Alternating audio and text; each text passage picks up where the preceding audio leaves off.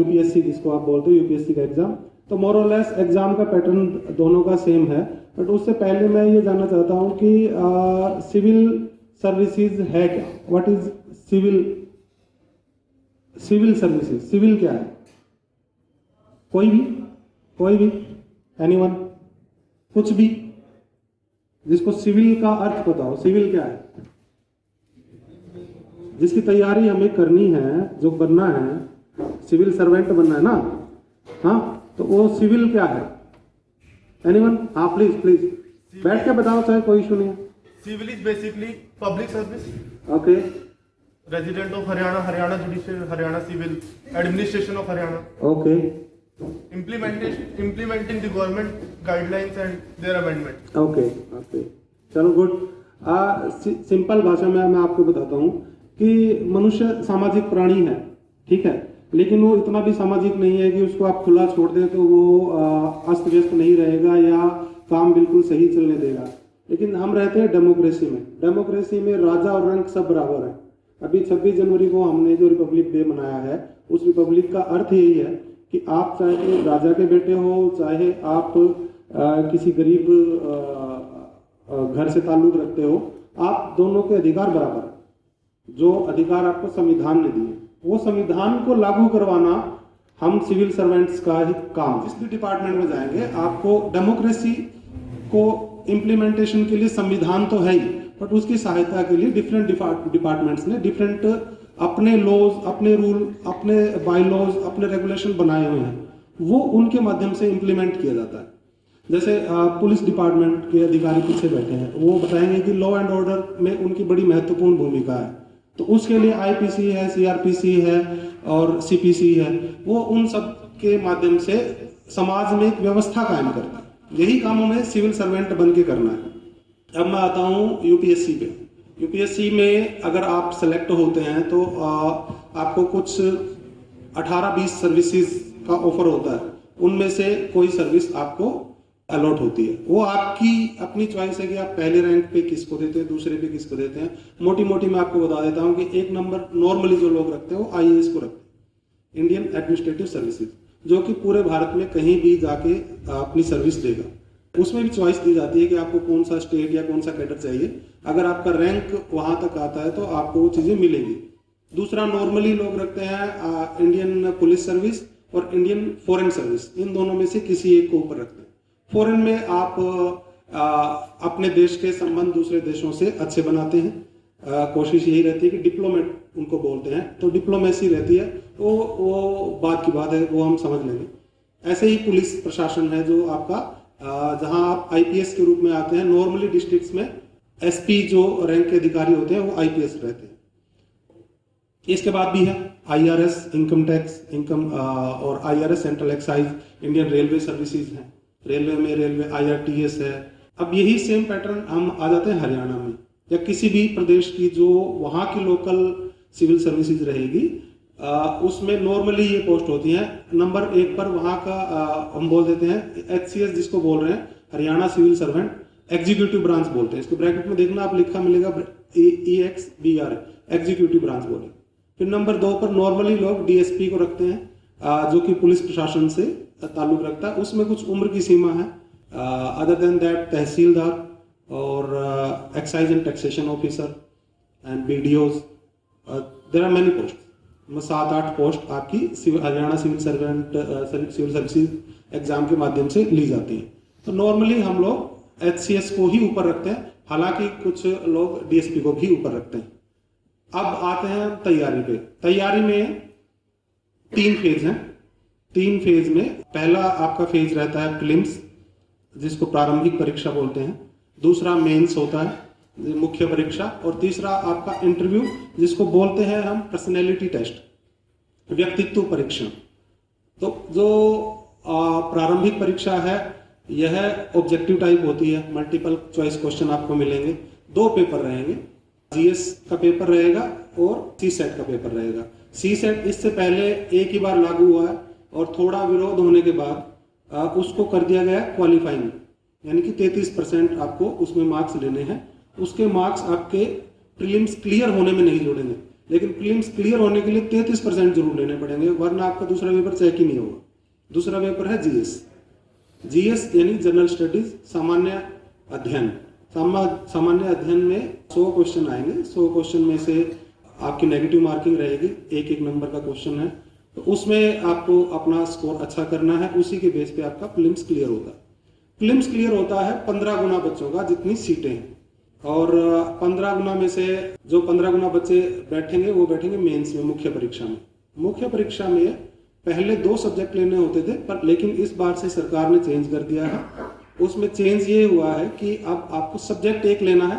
पहले 150 marks each 2 subject रहते थे, अभी उस एक सब्जेक्ट के 200 नंबर कर दिए गए। और जीएस आपका पहले 100 मार्क्स का था, उसकी वेटेज बढ़ा दी गई है, वो 200 नंबर की हो गई। इसके साथ ही हिंदी कंपलसरी और इंग्लिश कंपलसरी, ये आपके 100 मार्क्स के एग्जाम रहेंगे, तो टोटल हो गया अपना 600। ये मोटी मोटी बात, ये आप लोगों को आइडिया होगा पहले से भी, जो लोग तैयारी कर रहे हैं या फेज में हैं उनको आइडिया होगा कि ये ऐसे होता है। अब मुख्य परीक्षा क्लियर होती है 3 गुना बच्चों की। उन सब का होता है व्यक्तित्व परीक्षण, जिसको आप नॉर्मल भाषा में इंटरव्यू कहते हैं। हालांकि इंटरव्यू नहीं है, ये व्यक्तित्व परीक्षण ही है। आपको बहुत ही हाईली क्वालिफाइड और बहुत ही ज्यादा एक्सपीरियंस लोगों के सामने पेश होना है, लेकिन वो आपसे इतना अच्छे से बात करते हैं कि आपको अंदाजा भी नहीं होगा कि इनका एक्सपीरियंस कितना है। 4 से कुछ जज करते हैं, वो जज ये करते हैं कि क्या आप लोग अब यहाँ तक तो पहुंच गए हो, क्या आप फाइनल सिलेक्शन के, या फाइनल सिलेक्शन नहीं, जो हम जो परीक्षण कर रहे हैं उसमें मैक्सिमम मार्क्स के लायक हो या नहीं। तो हरियाणा सरकार ने इस बार एक ट्रांसपेरेंसी करी है। पहले बड़ा रहता था कि 75 मार्क्स का आपका ये पीटी का पोर्शन रहता है, तो उसमें आपको 4, 5, 6 नंबर भी मिल जाते थे और 65, 70 नंबर भी मिल जाते थे, तो वही से खेल हो जाता था। कुछ लोग निकल जाते थे, तो बहुत अच्छी तैयारी के बाद भी उनका सिलेक्शन नहीं हो पाता था। इस बार से रखा यह है कि मिनिमम 32 मार्क्स दिए हैं, इन्होंने तय ही कर लिया था कि हम मिनिमम इतने देंगे, और मैक्सिमम 55 नंबर दिए। तो मिनिमम और मैक्सिमम में सिर्फ 23 नंबर का डिफरेंस है, जो कि अगर आपकी अच्छी तैयारी है तो आप वो मेंस में पहले ही कवर कर चुके होंगे।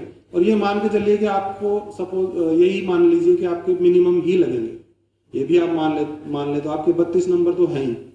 अब उसमें आप एनरिचमेंट कर सकते हैं कि आप अपनी तैयारी, पूरे एग्जाम की तैयारी कैसे करते हैं। पूरे एग्जाम की तैयारी जैसे करेंगे उसी में आपको अपने आप उसका फायदा मिलेगा। तो जो लोग लंबी तैयारी करते हैं उनको ये फायदा मिलता है कि उनके एक डिसेंट स्कोर आता है, मतलब 40 से ऊपर आएगा, 45, 50। कुछ लोगों की हो सकता है आपको लगता हो कि भाई सिफारिश है या कुछ और है।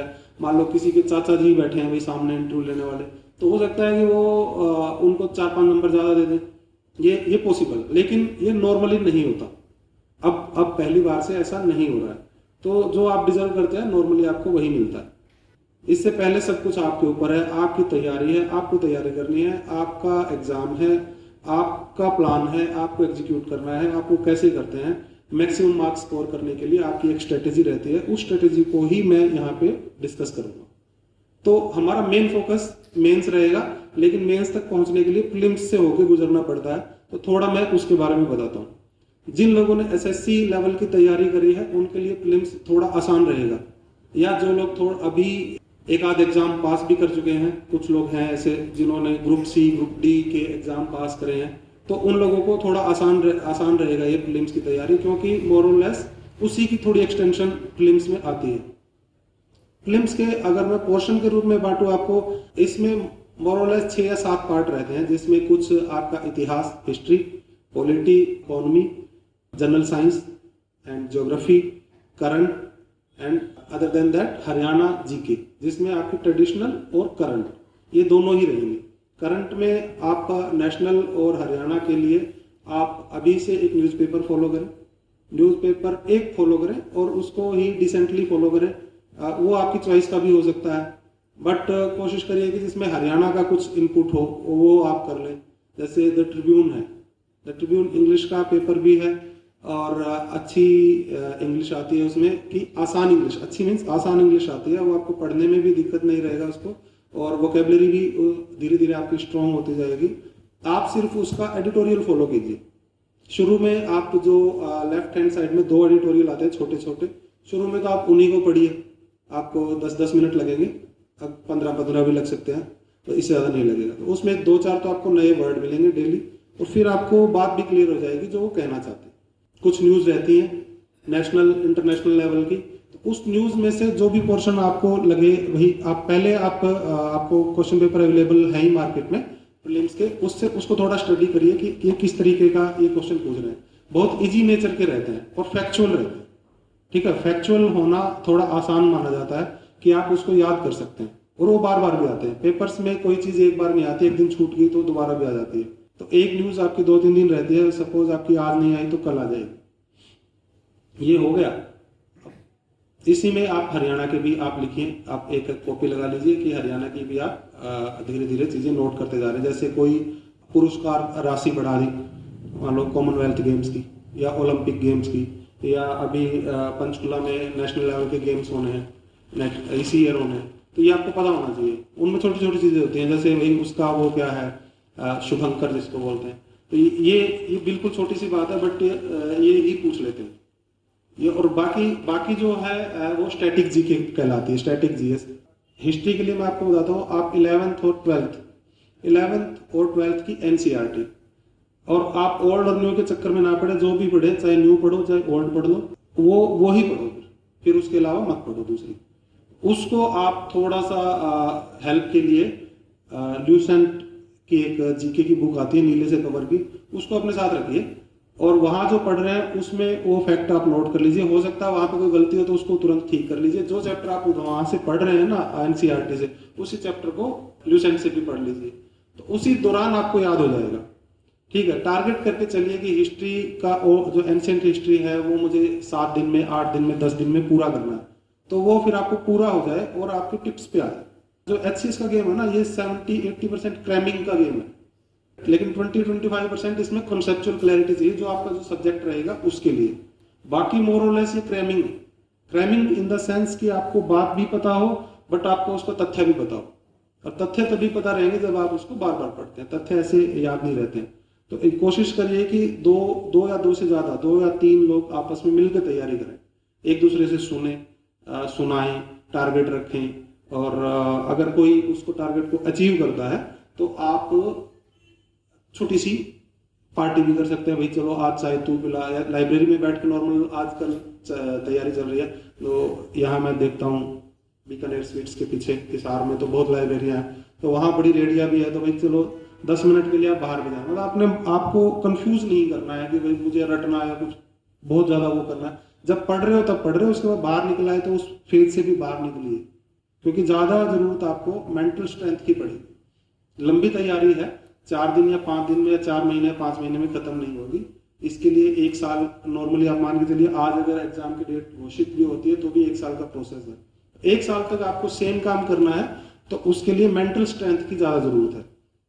फैमिली की सपोर्ट चाहिए डेफिनेटली, कुछ पेरेंट्स आए हैं। ये सेम बात अभी हिस्ट्री की मैंने आपको बताई, ऐसे ही इसको आप बांट के करिए, 3 भागों में है, एंशिएंट, मेडिवल एंड मॉडर्न। फिर ज्योग्राफी बड़ी इंटरेस्टिंग है, हम लोग नॉर्मली नहीं पढ़ते हैं। कक्षा 6 से ही बहुत अच्छी ज्योग्राफी शुरू हो जाती है, कक्षा 6 से। और अभी आप अगर आप पतली पतली किताबें एनसीईआरटी की, और 1-2 घंटे में पूरी होने वाली किताब है, बट उसके अंदर बहुत डीप नॉलेज, वो हम स्किप करते चलते हैं। चलो 6 वाली तो पूरा 6वीं क्लास की किताब थोड़ी पढ़ेंगे हम, ठीक है, बट नहीं, ये हमें पढ़नी ही है और बार बार पढ़नी है। 6वीं क्लास की जो किताब है उसमें आपको मैप भी मिलते हैं, जिन मैपों को आप रटते हैं वो बड़ा आसानी से सिखाए हैं। और जो आपके पेपर बनाने वाले हैं वो कोई आपकी मार्केट में उतरी किताबों से नहीं बनाते, वो इन्हीं किताबों को लेते हैं, बेस बुक्स को, तो आपको समस्या नहीं आएगी। यही 6वीं 7वीं 8वीं 9वीं 10वीं को आप ऑप्शनल रख सकते हैं ज्योग्राफी में, और 8वीं तक पढ़िए। फिर उसके बाद आप 11वीं 12वीं को भी, 11वीं 12वीं आपको पूरी पढ़नी है। ये एनसीईआरटी की ही बात कर रहा हूँ। फिर वही सेम पैटर्न आपको लगाना ल्यूसेंट में, जो चैप्टर आप वहां से कवर कर रहे हैं उसको वहां भी करिए। ये भी आपका 10 से 12 दिन का प्रोसेस रहेगा। ऐसे चलते रहेंगे तो लगभग 1.5 महीने में आपको एक बार आपकी जीएस क्लियर हो जाएगी, टिप्स पे आ जाएंगे, आपके रजिस्टर भर जाएंगे, आप उन्हीं को फिर बार बार पढ़िए।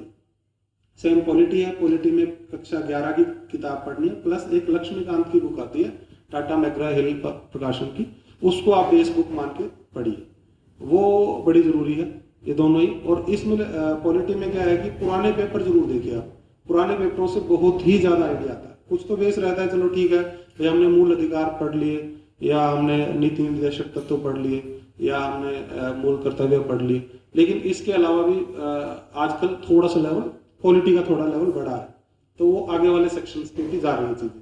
मैं इकोनॉमी की बात कर रहा था, इकोनॉमी 11th 12th की आप उसके लिए बल्कि ये जरूरत नहीं है, आप इकोनॉमी के कोई वीडियो देखिए, आपको वीडियो मिलेंगे। एक मुरनाल करके एक चैनल है मुरनाल का, उनके वीडियो है इकोनॉमी पे, वो आपको पूरा 360 डिग्री एंगल से आपको इकोनॉमी समझाते हैं। हालांकि वो डीप है, थोड़ा डीप मैंने, वो लंबा चल सकता है, बट आप उसको साथ साथ चलाइए। वो एक ही दिन में या 15 दिन में 10 दिन में मत रखिए उसको, चाहे आप 1 महीने 1-1 घंटा रोज दीजिए। इकोनॉमी एक बार आपकी क्लियर होगी, फिर आपको समस्या नहीं आएगी। जो न्यूज आप आज सुन रहे हैं, मान लो अभी कल इकोनॉमिक सर्वे आया है, तो उस सर्वे का महत्व क्या है? ऐसे सर्वे बोलते रहते हैं, भाई सर्वे करना है क्या, नहीं करना है, ऐसे क्वेश्चन आते हैं। पहले उसका महत्व समझना पड़ता है कि इतने सेक्टर हैं हमारे, मेन सेक्टर ये हैं।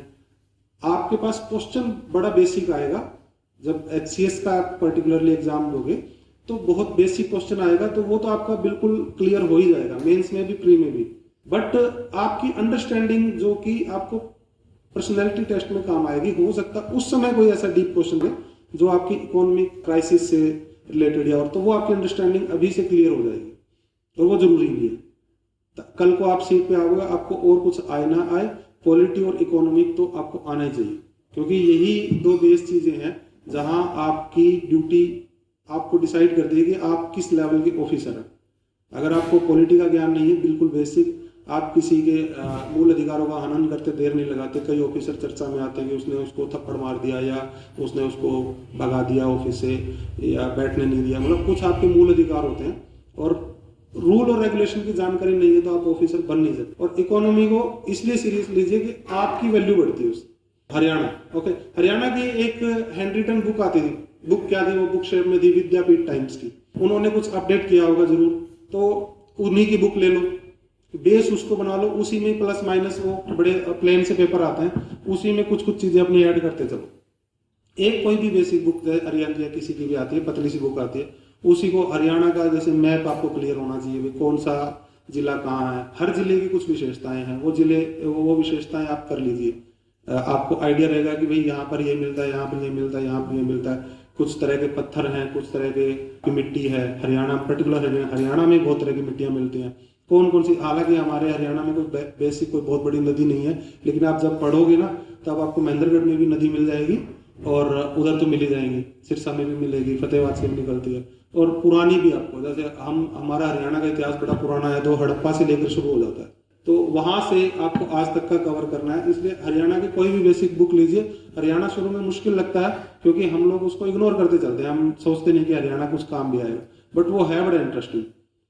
जहाँ पे आप रहते हो उसकी हिस्ट्री तो वैसे ही पता होनी चाहिए।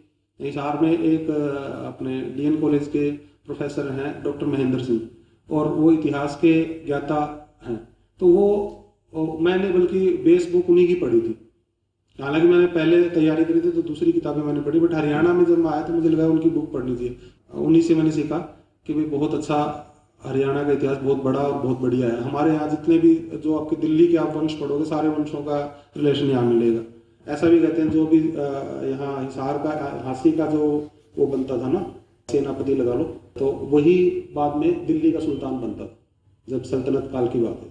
तो लगभग हर पॉपुलर जो सुल्तान रहा है वो हमारे यहाँ हरियाणा से भी रिलेटेड रहा है। हरियाणा का तो इतिहास सारा इंडिया के इतिहास से मिला जुला है। तो ये इतिहास का पोर्शन हो गया। हमारा स्वतंत्रता संग्राम में बहुत ज्यादा योगदान है। हमें ऐसे नहीं पता चलेगा, हम नाम लेंगे तो एक नाम ले लेंगे, 2 नाम ले लेंगे, तीसरा नाम याद नहीं आएगा, बट जैसे आप किताब पढ़ोगे तो आप 20 नाम एकदम फटाक से ले लोगे। तो उसको इंटरेस्टिंगली करना, मजा आएगा। यही सेम करंट का मैंने बता दिया, हरियाणा करंट कैसे कवर करना है। इसमें आप एक हेल्प और ले सकते हैं, यूट्यूब है ना, बाकी फ्री है काफी, उसके ऊपर बहुत चैनल्स हैं, तो किसी एक चैनल को आप फॉलो करिए जो रेगुलर पढ़ाई करवाता है, ये सिंसियर और रेगुलर। इस लॉकडाउन में तो ऑनलाइन एजुकेशन ने अपने बहुत बड़ा योगदान दिया है। तो अभी आपके पास ऑनलाइन प्लेटफॉर्म पे इतना सारा मटेरियल अवेलेबल है, बस आपको उसमें कंफ्यूज नहीं होना, गुम नहीं होना, एक को फॉलो करना शुरू करो, उसी को करो। बुक भी एक ही पढ़ रहे हो, जो आपने काली पीली कर ली उसी को पढ़ो। दूसरी बुक आप सेम बुक आप काली पीली करने का पढ़ो, उसको फेंक दो, दूसरी उठा लो सेम बुक, वो पढ़ने में उतनी ही परेशानी होगी जितनी पहली बार उस बुक को हुई थी। बट आपने जो पढ़ रखी है, जिसमें आपने कुछ निशान लगाया है, कुछ भी किया है, आपने अपने हाथों से पन्ने पलटे हैं, वो बुक दूसरी बार बड़ी आसानी से पढ़ी जाती। तो टारगेट करो कि एक बुक को 3, 4, 5, 6 बार भी पढ़ लोगे। ये है आपका प्रीलिम्स का। ये प्रीलिम्स ही आपको मेंस जीएस में भी काम आता है, यही तैयारी। क्योंकि मैंने बताया ना, ऑब्जेक्ट ओरिएंटेड ऑब्जेक्टिविटी है, मेंस में भी ऑब्जेक्टिविटी है, सब्जेक्टिविटी है, बट वो 20%। उसके लिए जैसे इकोनॉमी, पॉलिटी, इनके कुछ बेसिक चीजें वो आपको आनी चाहिए। उसके अलावा सब ऑब्जेक्टिव है। अगर आपसे ये पूछा जाएगी मोहम्मद बिन तुगलक ने की कुछ भूलें, उन्होंने कुछ भूल करी थी भाई, क्या क्या भूलें करी थी वो बताओ, तो वो ऑब्जेक्टिविटी है, वो उसमें कोई सब्जेक्टिव नहीं है। मतलब लिखना आपको ऐसे कि भी ये ऐसे ऐसे ऐसे, जैसे 10वीं में 12वीं में लिखते हैं तो लिखना वैसे है, बट है वो ऑब्जेक्टिव। 3-4 पॉइंट है, वो आपको टिप्स पे होते हैं, आप फटाक से लिख देते हो। इसके अलावा प्रीलिम्स आपका क्लियर हो गया, ठीक है, तो कंग्रेचुलेशंस। अब आप आते हैं मेंस में।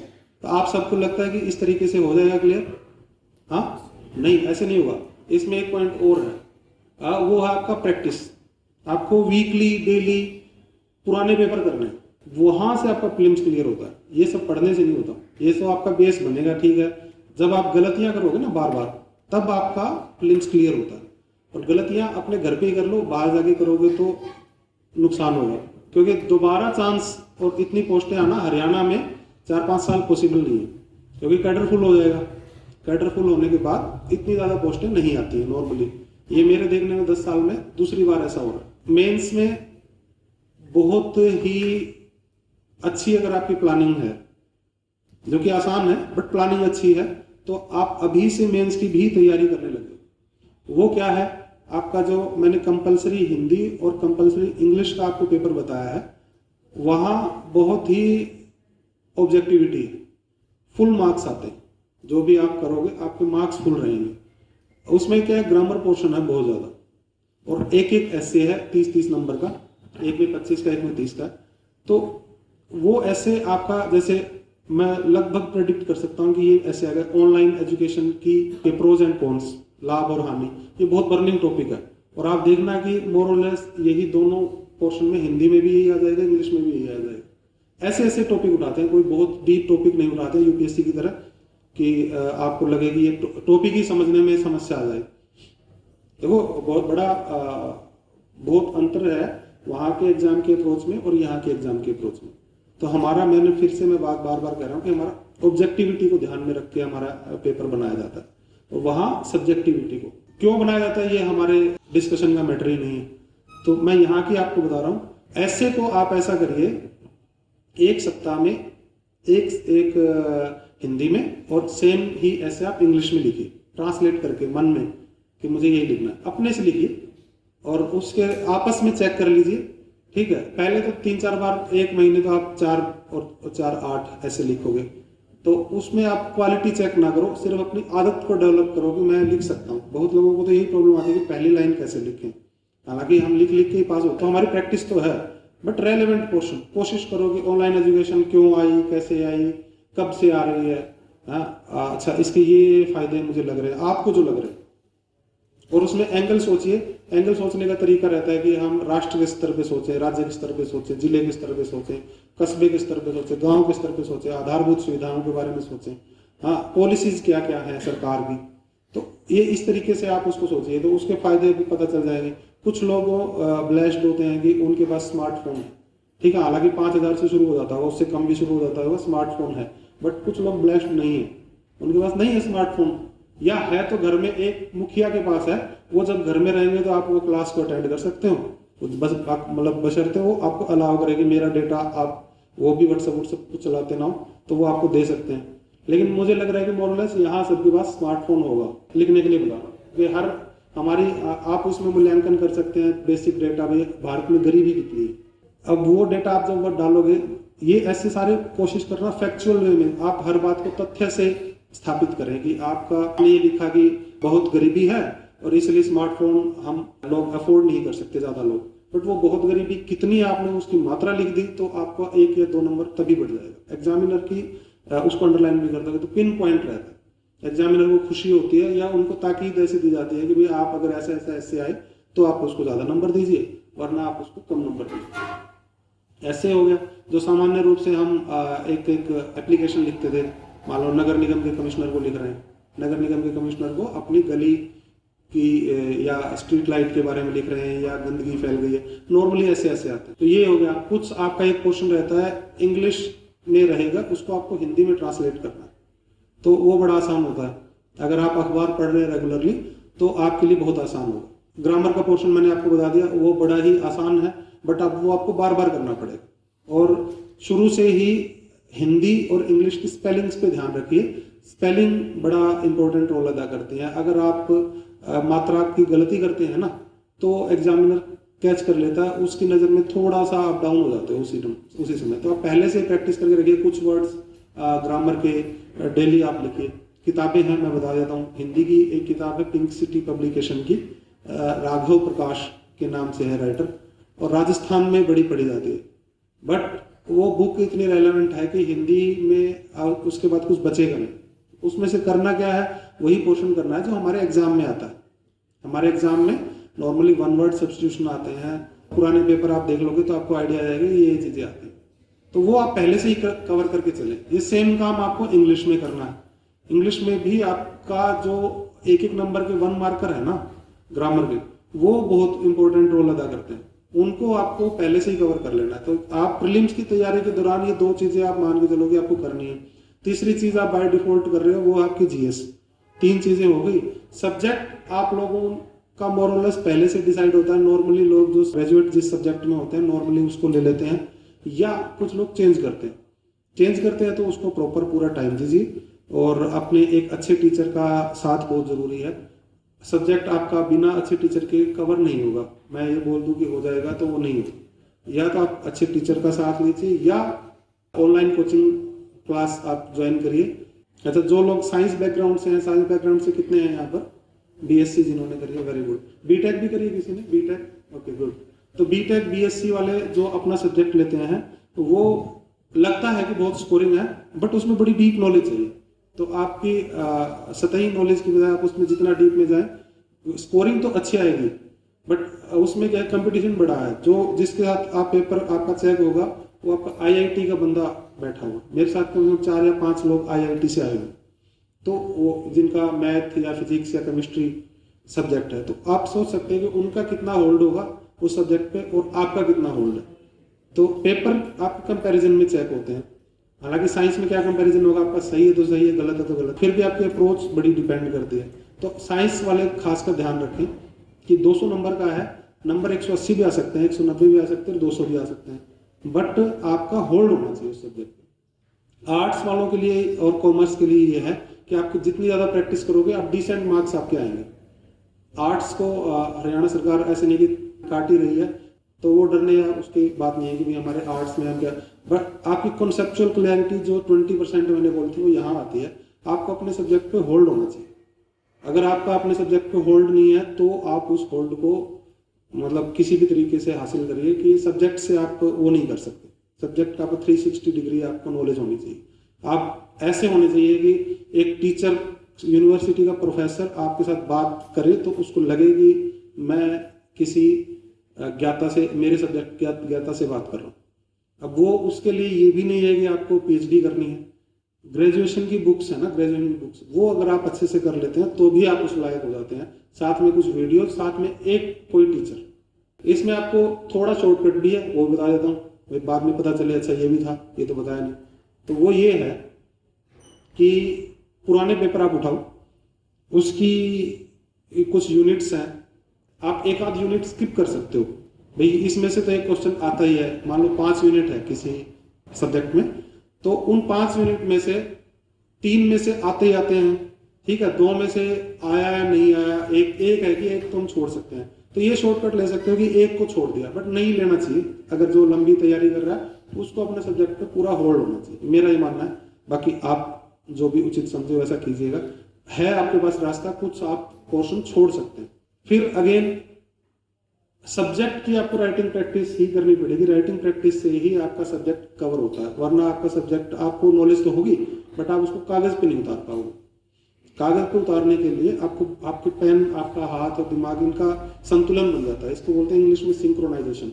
आपका पेन तब चलेगा जब चलना शुरू होता है ना प्रैक्टिस के बाद, तो आपके दिमाग को जोर कम आता है, वो ऑटोमेटिकली लिखने लग जाता है। ये प्रैक्टिस बहुत लंबी नहीं होती, नॉर्मली लोग आधे घंटे भी अगर डेली लिखेंगे तो उसको वो फायदा मिलेगा। बट कंसिस्टेंसी जरूरी है। कंसिस्टेंसी का मतलब है आप जो काम आप कर रहे हैं वो लगभग हर रोज कर रहे हैं। मान लो संडे को नहीं कर रहे तो कोई बात नहीं, बट वो कंसिस्टेंसी कि आप हफ्ते में 5 दिन तो कर रहे हैं, बाकी 2 दिन आप रिवीजन के रख रहे हैं, आपके पास प्लान है। अच्छा, इस सब बात को सुन के ये भी लग सकता है कि इतनी खतरनाक तैयारी है तो वही कैसे करेंगे। ऐसा नहीं है, ये खतरनाक तैयारी नहीं है, क्योंकि कंपटीशन है।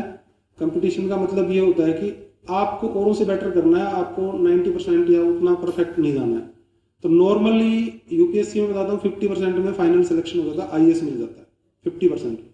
बट यहाँ ऑब्जेक्टिविटी है तो यहाँ परसेंटेज थोड़े बढ़ जाते हैं। तो लगभग 65% नंबर में, टोटल 65% नंबर में आपका फाइनल सिलेक्शन हो जाता है। वो आपके 425 प्लस आपके जितने भी मार्क्स हैं वो आपको लगभग आपका सिलेक्शन डेड श्योर है कि आपका सिलेक्शन हो जाएगा 425 नंबर में, जिसमें आप 32 नंबर उसके काट दीजिए, किसके, जो आपको मिलेंगे पर्सनैलिटी टेस्ट के। तो कितने बच गए, 30 काट लो, चलो 32 छोड़ दो, तो 395 बच गए ना। 395 में से अगर आप हिंदी और इंग्लिश के नंबर लगाओ, आप उसमें आराम से 75 ईच स्कोर कर सकते हो अगर आप अभी से तैयारी कर रहे हो। ये 150 हो गए। अपना जो आपका सब्जेक्ट है वहां आप आराम से 150 ले सकते हो, ये 300 हो गए।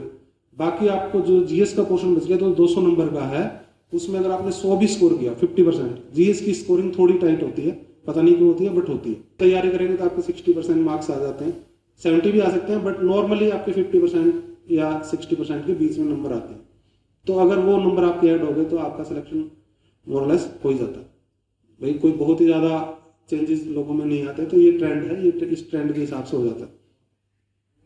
अभी उसी समय आपको डिसाइड करना है कि मैंने मेंस के बारे में आप लोगों को बताने की कोशिश करी है, ये सेम काम आपको जीएस में भी करना है। जीएस के बारे में थोड़ा बता देता हूँ। जीएस में एक पोर्शन ऐड हो जाता है इन सब के अलावा, वो है स्टैट का। स्टैट मैंने स्टैटिस्टिक्स यानी कि सांख्यिकी। सांख्यिकी कुछ उसमें डीप सांख्यिकी नहीं आती, बट वो आती इस लेवल की है कि आपको कुछ फिगर दिए जाएंगे, उस फिगर के हिसाब से 2 या 3 क्वेश्चन आपको सोल्व करने हैं। वो उसी समय पहले आप प्रैक्टिस तो करेंगे, बट वो ये क्वेश्चन मैं पहले करूँ या बाद में, क्योंकि कई बार अगर आप लास्ट में रखते हैं तो हो सकता है कैलकुलेशन थोड़ी लंबी हो और वो टाइम ना मिले। सोल्व तो आप कर सकते हो, लेकिन हो सकता है आपका टाइम ओवर हो जाए। तो ये प्रैक्टिस, वो पूरे नंबर आते हैं उसमें, जीएस में और किसी में पूरे नंबर ना आए, बट वो उस पोर्शन में क्योंकि मैथमेटिकल पार्ट है उसमें पूरे नंबर आते हैं, तो वो पहले से ही तैयार करके रखिए।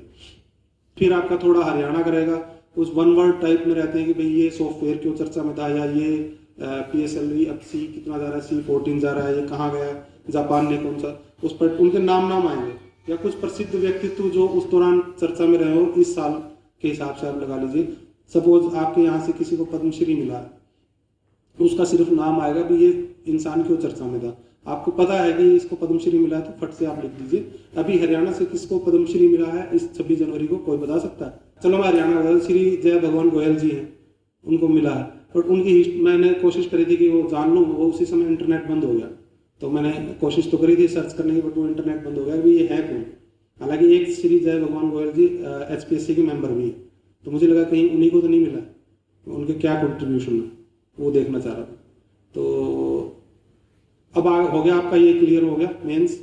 मेंस में नॉर्मली आपका कॉल तो आपकी आ जाएगी 330 नंबर पे भी इंटरव्यू की। उस समय आपको नंबर तो नहीं पता होंगे कि भाई आपके मार्क्स कितने हैं, बट कॉल आ जाएगी।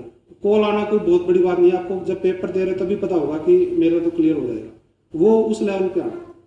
फिर आप ये 32 नंबर प्लस आप जितना भी ज्यादा ले सकते हो, 32 तो आपको पता ही मिलेगा, तो आप उसमें रिस्क ले सकते हो। ये बड़ी अच्छी बात है कि आप अपना जो क्वेश्चन है उसके लिए मना कर सकते हो, मना करने से भी नंबर मिलते हैं। सपोज आउट ऑफ सिलेबस आपसे कुछ ऐसा रैंडम क्वेश्चन पूछ ले, जैसे मैं पूछ रहा हूँ भाई जापान के किस आदमी ने बोला, और उस समय नहीं पता, तो ये जो नहीं पता वर्ड बोलना है ना, इसके भी नंबर है। क्योंकि आप जब स्पष्टवादी होते हैं तो प्रशासन तभी चलता है, आप टाल मटोल करते रहो उसमें नहीं चलेगा। कि अच्छा भाई टोल पे आपने चेक कर लिया कितने लोग हैं, हाँ जी चेक कर लिया था, अभी तो लोग आ नहीं रहे थे, आ रहे थे, कुछ ऐसे बोल रहे, कुछ भी बोलने के लिए बोल रहे हो, तो उसी समय आप थोड़े नेगेटिव होते जाते हैं। यही आपको चेक करना है। आपको अपने डीसी को, इवन आपके मिनिस्टर को, आपके पास डायरेक्ट कॉल आएगा, भाई ये यहाँ पे क्या पोजीशन है, वो आपको स्पष्ट एंगल से बतानी है, क्योंकि लॉ एंड ऑर्डर की सिचुएशन क्रिएट हो जाती है, जान माल का नुकसान हो जाता है, तो वो हमें संभालना। और फाइनली रिजल्ट आएगा और आप लोगों का पेपर पास हो जाएगा, आपका सिलेक्शन हो जाएगा और आप यहाँ पे खड़े होंगे और मैं उधर बैठा हूँ सुन रहा हूँ। Thank you. ये तो हो गया आपका सिलेक्शन। ये तो वो हो गया जब इकोनॉमिक्स थी किसी के पास +1 2 ग्रेजुएशन में, अच्छा सिर्फ 1 2, अच्छा उसमें जो भी हम गुड 3 जो भी हम बातें लिखते थे ना, उसमें लिखते थे ऊपर लाइन की अन्य बातें समान रहने पर ये चीजें होती हैं। वो अन्य बातें क्या है, वो अन्य बातें ही किसी को भी पास होने से रोक देती है, किसी भी लेवल पे सक्सेसफुल होने के लिए रोक देते हैं। वो अन्य बातें क्या हैं? वो अन्य बातें हैं आपके दोस्तों की संख्या कितनी है, थोड़ा सा इधर उधर करने में, डिट्रैक्ट करने में कौन सी चीज है जो मतलब ज्यादा रोल अदा करती है। लाइक फ्रेंड्स हो सकते हैं, मोबाइल हो सकता है, पर्टिकुलरली कौन सी ऐसी और भी कोई चीज हो सकती है, पार्टीज, बाहर घूमने जाना, अदर देन दैट कुछ यूनिक भी होंगी आप लोगों की। तो कोई भी ज्यादा आपको रैंक वाइज अगर दे तो मैं बोलता हूँ आप उसको सिर्फ हाथ खड़ा करके बताना। तो मोबाइल के कितने समर्थक है? मोबाइल ज्यादा टाइम खराब करता है। अच्छा, जिनका करता है ठीक है, जिनका मोबाइल टाइम खराब नहीं करता वो करना कितने लोग हैं? कारण क्या है कि मोबाइल ने आपकी एक्सेसिबिलिटी बढ़ा दी है, और एक्सेसिबिलिटी मीन्स कि आपके पास लोगों की रीच बढ़ गई है। एक्सेसिबिलिटी एक बहुत इंपॉर्टेंट वर्चू है, बहुत इंपॉर्टेंट गुण है किसी भी सिविल सर्वेंट का। वो क्या होती है कि जब आप ऑफिस में हो, आपके पास जनता का कोई भी आदमी ऑफिस आवर्स में तो मिनिमम आप तक बिना रोक टोक के अप्रोच कर सकता है, आप तक आ सकता है, अपनी समस्या आपको बता सकता है और आप उसको सोल्व कर सकते हैं। तो आप या कोई भी योगदान उसमें दे सकते हैं, तो आपको देना चाहिए। वो एक्सेसिबिलिटी आपका वर्चू है, लेकिन कब है? वो तब है जब आप सिविल सर्वेंट बन जाते हो। अभी वो आपके लिए नुकसानदायक है, ये पता है हमें। जैसे बहुत लोगों को पता भी शराब पीना हानिकारक है, बट वो शाम को पी लेते हैं। ये पता तो है, अपने बेटों बेटियों को सबको बताते हैं भाई शराब पीना तो हानिकारक है, और बट हम बता के भी वो लोग शाम को बैठे मिलेंगे आपको, लेकिन आपको नहीं पता चलेगा, वो सुबह तो वही बात बोलेंगे। तो वो वही है कि मोबाइल का नुकसान हमें पता तो है, लेकिन हम उसे छोड़ नहीं पाते। तो एक चीज जो सबसे ज्यादा, अन्य बातें समान कैसे रहेंगी, वो इस तरीके से रहेंगी कि आप अपना लिमिटेड यूज करिए। मैं उस मत का नहीं है कि आप उसको फेंक दीजिए, बट आप अपनी इंटेलिजेंस का यूज करके, जैसे आप अपना इंटरनेट ऑफ कर सकते हैं जब आप पढ़ रहे हो, या उसको एरोप्लेन मोड में डाल सकते हैं जब आपने डिसाइड कर लिया है कि मुझे ये 1 घंटा या 2 घंटा लगातार लाइब्रेरी या अपनी सीट पे बैठ के पढ़ना है। उस समय आप अपना मोबाइल या तो ऑफ कर दीजिए, क्योंकि ना ही तो आप कहीं के पीएम है, ना कहीं के सीएम है। आपके बिना देश चलेगा? देश तो पीएम सीएम के बिना भी चल रहा है, धरती पे शून्य नहीं रहेगा। आपके बिना आपके घर में भी काम चल जाएगा। तो अपने आप को लिमिटेड करिए। ये थोड़ा आसान बनाया जा सकता है वो इस तरीके से कि आप 2 या 3 लोग मिलकर स्टडी कर रहे हो, तो एक दूसरे की कंपनी एंजॉय कीजिए, और आप पढ़ने का टारगेट मुझे ये याद करना है और ये आपको बताना है इतनी देर में, तो ये चैलेंज है। तो इसमें छोटे छोटे आप खुशी ढूंढ सकते हैं। चाय के पैसे कौन देगा, मैंने शुरू में बताया था, बड़ी छोटी सी बात है, बट ये इस तरीके से हो सकती है कि इसको आप चैलेंजिंग, छोटी छोटी सफलताओं की अपनी सेलिब्रेशन भी होनी चाहिए, और वो 3-4 लोगों के बीच में। शादियों में जाना पड़ता है तो जाइए, बट जब आपके मेंस एग्जाम नजदीक आ जाएं, प्रीलिम्स एग्जाम नजदीक आ जाएं, तो 1-1.5 महीने पहले वो आप अवॉइड करिए। मतलब शादियां या कोई भी आपके रिश्तेदारी में आपको कहीं भी जाना है, तो बहुत जरूरी चीजें हैं, तो वो थोड़ी कम कर लीजिए। या आप इतने इंटेलिजेंट है कि आप पहचान सकते हो कि मुझे कौन सा डिसीजन कब लेना है। और ना कहना मतलब सीखना चाहिए। ना कहना थोड़ा मुश्किल है, नहीं सीख पाते हम लोग, बहुत बड़ी बड़ी उम्र के लोग भी नहीं सीख पाते ना कहना।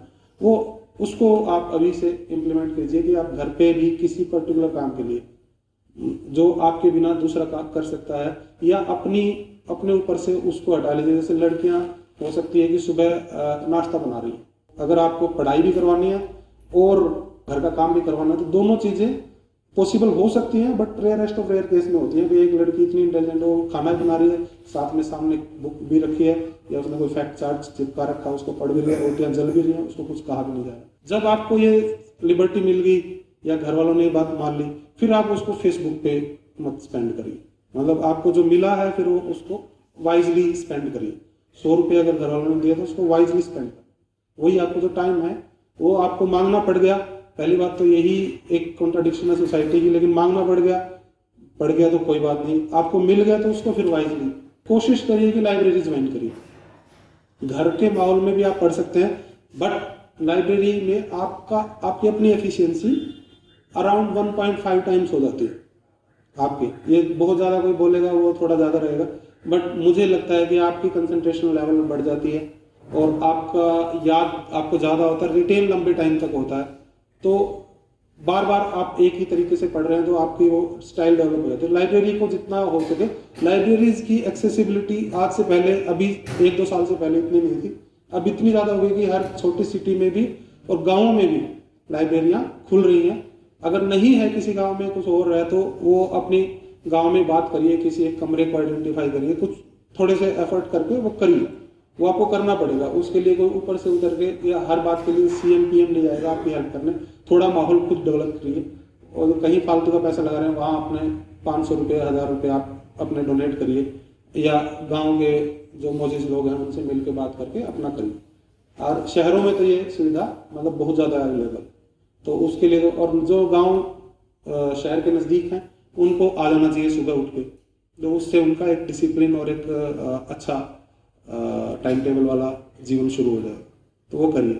फिर इसके अलावा और क्या डिट्रैक्ट करता है, फ्रेंड्स जो आपके फ्रेंड हैं बहुत अच्छे, लेकिन वो अभी कोई तैयारी या कोई ऐसा काम नहीं कर रहे, या तो वो अपना कोई काम कर रहे हैं, जब उनको खाली टाइम होता है तब वो आपको पुकार लेते हैं, भाई वो आए फ्राइडे को और सैटरडे को आपको बुला लिया, चल यार थोड़ी देर बैठते हैं, खेत में चलते हैं, नहर के किनारे बैठते हैं, फास्ट फूड मतलब मैकडी पे चलते हैं या बर्गर खाते हैं। आप भी भावना में बह जाते हो, अरे दोस्त आए 1 हफ्ते बाद 15 दिन के बाद चलो चलते हैं, बट आप अपना कुछ बहुत इंपॉर्टेंट काम कर रहे थे, उसका महत्व उसको आज नहीं पता। आपका दोस्त है, जब आप बन जाओगे तो उसको पता चलेगा और आपका उतना ही अच्छा दोस्त रहेगा जितना वो आज है, उससे ज़्यादा हो जाएगा। अदर देन दैट दोस्ती में भी कुछ आप अपनी शर्तें लाते, तो ठीक है आप हफ्ते में 1 बार मिल लेते तो महीने में 1 बार मिल लीजिए, जो आपको काम का नहीं, जो आपको काम का वो आपके साथ है, 2 या 3 लोग मिलकर तैयारी करिए। फिर गाने कुछ ऐड करेंगे, अगर आप बीच बीच में एक आध गाना सुन लेते हैं वो आपकी एफिशिएंसी को बढ़ाते हैं, ये साइंटिफिक है। इन साइकोलॉजी के हमारे पास असिस्टेंट प्रोफेसर बैठे हैं, वो इस बात का समर्थन करेंगे कि थोड़ा म्यूजिक आपकी एफिशिएंसी को बढ़ाता है। ये वेल रिसर्च बातें मैं आपको बता रहा हूँ। इवन आप भैंस को भी सुनाओगे वो भी अच्छे आराम से दूध देगी, ज़्यादा दूध देगी। ये भी सेट है, ऐसा नहीं है कि मैं ऐसे हवा में कोई बात कर रहा हूँ। जो आपकी पसंद का म्यूजिक है वो सुनिए, ये हो सकता है मेरे जैसा कोई या कोई और पुराना आदमी रहेगा। वेब सीरीज को बहुत लोग फॉलो करने लग गए हैं। वेब सीरीज के एपिसोड होते हैं 10, 5, 7, 15, फिर सीजन 1, 2, 3, 4, और बहुत ही एब्सर्ड और अब्यूजिव लैंग्वेज भी यूज करी जाती है। ठीक है, आपका माइंड भी चेंज हो जाएगा उसको देखने के बाद, आपको षड्यंत्र भी दिखेंगे और अलग अलग टाइप की चीजें दिखेंगी, आपका एक्सपीरियंस भी बढ़ता है, आपकी नॉलेज भी बढ़ सकती है। ये बड़ा सब्जेक्टिव है कि आपकी नॉलेज भी बढ़ती है, बट आपके लेवल पे मेरा मानना यह है कि अभी अवॉइड करिए। आप अभी उस मोड में नहीं है कि आप उससे वो मैसेज ले सके, वो देना चाहते हैं, या वो आपका माइंड ही चेंज करना चाह रहा है, या मतलब वो अपनी थोप रहा है, इसका आपसे कुछ लेना देना नहीं होना चाहिए। कुछ अच्छी वेब सीरीज हैं बट उसका कोई आपके लिए कोई औचित्य नहीं है आज के दिन। अगर आप तैयारी कर रहे हैं तो वेब सीरीज आई थिंक आपको टोटली, कभी कभार महीने में या 2 महीने में आप सिनेमा जा सकते हैं, और ये चीजें हैं जो आपको लाइन पे रखेंगी। अगर पेरेंट्स को लगता है कि अच्छा ये सिनेमा दिखाने की बात कर रहा है, आप दिल्ली में अपने बच्चों को छोड़ के आ रहे हो कोचिंग देने के लिए, और वो आपका बच्चा आपको तो कहेगा कि क्लास में वो उस समय सिनेमा में होता है, तो ये स्वीकार करनी चाहिए। कुछ चीज़ें पेरेंट्स को या खुद को स्वीकार करनी चाहिए कि ये एसेंशियल हैं, ये आज की पेस के साथ कदम से कदम मिला के चलने के लिए बहुत जरूरी है। अच्छा, ये अभी तक हम लोग बात कर रहे थे HCS एग्जीक्यूटिव ब्रांच की। अभी छोटी सी 2 मिनट की बात मैं बता देता हूँ। कुछ लोग अंडर ग्रेजुएट हैं, कुछ लोग ग्रेजुएशन कर चुके हैं। अगर उनका इंटरेस्ट है लो स्ट्रीम में, पहले तो इंटरेस्ट होना चाहिए, और वो लो स्ट्रीम में है तो आपके लिए बहुत अच्छी अपॉर्चुनिटीज रहती है। हरियाणा जैसी छोटी स्टेट में भी अभी भी 250 वैकेंसी आ रही है, और जो खाली रह जाती है। क्यों आई 250? क्योंकि पीछे वाली खाली रहेगी। तो आप जज भी बन सकते हैं, और लॉ पढ़ना अपने आप में बहुत, हम जो नहीं भी लॉ पढ़ते हैं ना, मान लो HCS लग गया और नहीं लॉ पढ़ा, तो उसको 67 लॉ तो मुझे पढ़ने पड़ रहे हैं, जिनके डिपार्टमेंटल एग्जाम मुझे पास करने, उन पे मेरी ग्रिप होनी चाहिए। जो IPC CRPC उनका नाम भी नहीं सुना था, तो मतलब सुना, चलो नाम सुना था, बट उन पे ग्रिप नहीं थी। बट वो उन पे ग्रिप भी बनानी है, पेपर भी लिखने हैं, तो वो ही उन्हीं से आपको काम करवाना है। तो लॉ एंड ऑर्डर आपके हाथ में रहता है, तो आपको वो इम्प्लीमेंट करवानी पड़ती है। मेरे बारे में जो लोग नहीं जानते हैं, सुरेश तो मेरा नाम है ही, ये तो पता चल गया। मैं पहले सेंट्रल एक्साइज में जॉब करता था, SSC के थ्रू मेरा सिलेक्शन हुआ था, और 13 साल मैंने वहाँ जॉब करी एज एन इंस्पेक्टर और सुपरिटेंडेंट। फिर यहाँ पर मेरा सिलेक्शन हो गया। उस दौरान मैंने UPSC की तैयारी कभी नहीं छोड़ी। 9 चांस होते हैं, 9 के 9 मैंने लिए। 5 बार मैं इंटरव्यू में गया, 5 बार मैं सेलेक्ट नहीं हुआ, और रीजन चाहे जो भी हो, बट वो सारे कुछ समझ में आ गया, तो यहाँ पे मेरा सिलेक्शन हो गया। कहना ये चाहता हूँ कि अगर आप लोगों ने तन मन धन से अपना एफर्ट यहाँ पे लगाया, तो आपको ये जर्नी फ्रूटफुल लगेगी। अप्स एंड डाउन्स आते हैं, नो डाउट। किसी भी सीनियर से, किसी भी अच्छे इंसान से आप संपर्क करिए, अपनी बात शेयर करिए, मन में मत दबा के बैठिए, कुंठाग्रसित नहीं होना है, और मेहनत नहीं छोड़नी है, हौसला नहीं छोड़ना है, उम्मीद नहीं छोड़नी है। तो इन सब चीज़ों के ये लगेगी किताबी बातें, बट ये होता है, ठीक है। जो पढ़ रहा है, जो लंबे टाइम से पढ़ रहा है, उसको पता है कि ये चीज़ें अप एंड डाउन आते हैं, ठीक है। घर में प्रॉब्लम होगी, लड़ाई होगी, पापा ने, मम्मी ने, किसी ने कुछ कह दिया, वो 2 दिन खराब हो गए, मूड खराब हो गया, ऐसी चीज़ें आती हैं। बट ये part and parcel of your life और your journey through this particular exam है, ये आपको लेके चलनी है, और सफलता आपके कदम चूमेगी, ये मैं उम्मीद करता हूँ। Thank you very much.